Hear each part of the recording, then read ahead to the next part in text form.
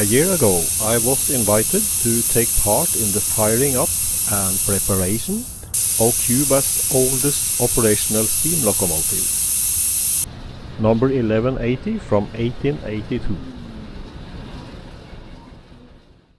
This locomotive was operating on the 2.5-foot narrow gauge railway around Rafael Freyre.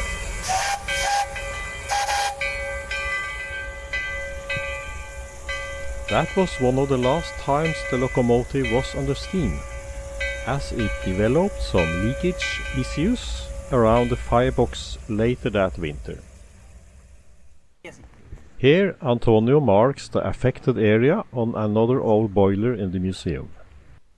I was eager to see if the situation had changed as we approached Rafael Freyre, passing Locomotive 1391 from 1914, which has been set up as a monument to the former sugar factory in Freyre. Freyre still has passenger traffic to 3 destinations, serviced by some rather old railcars. The boiler of number 1180 has received new plates at the bottom of the inner and outer firebox, and is awaiting the installation of stay bolts.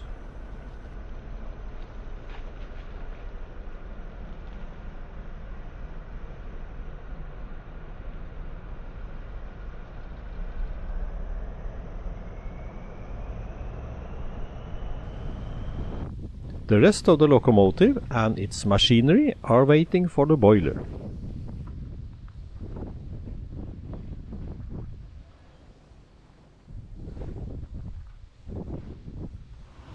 Railcar number 12 was undergoing repairs for some gearbox issues.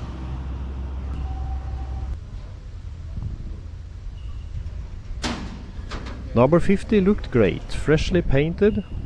This railcar, built in the 1930s, now bears the inscription "The oldest in Cuba" on its side.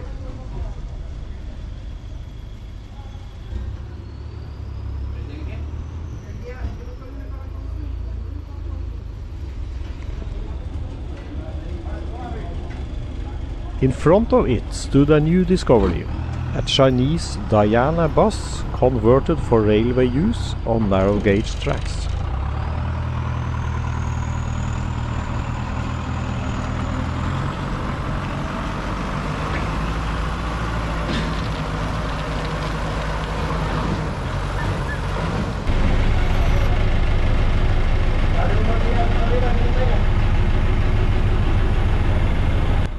Reserved seats for disabled persons, pregnant women and mothers with small children.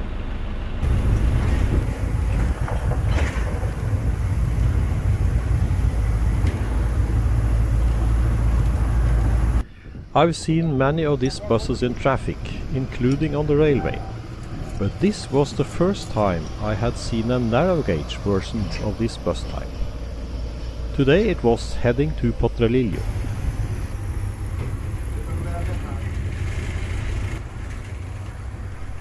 Number 50 reversed toward the station, ready for its usual route to La Sierra.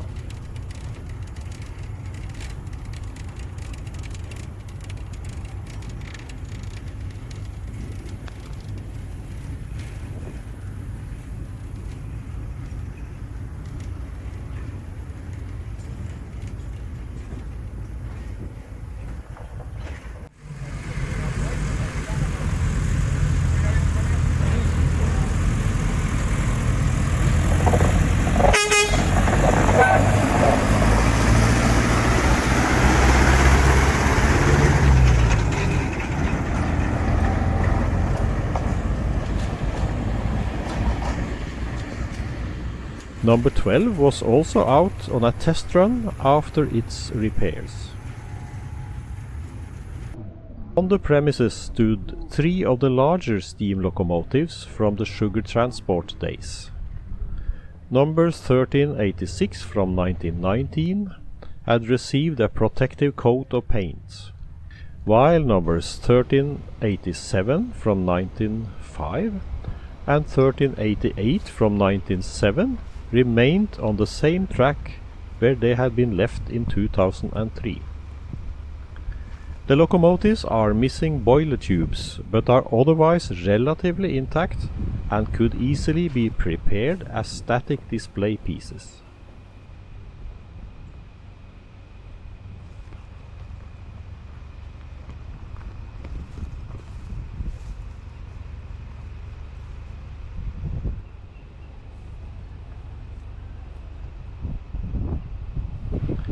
And so we left Freyre this time, as our 1950 Chevrolet taxi set course along the main road toward Holguín.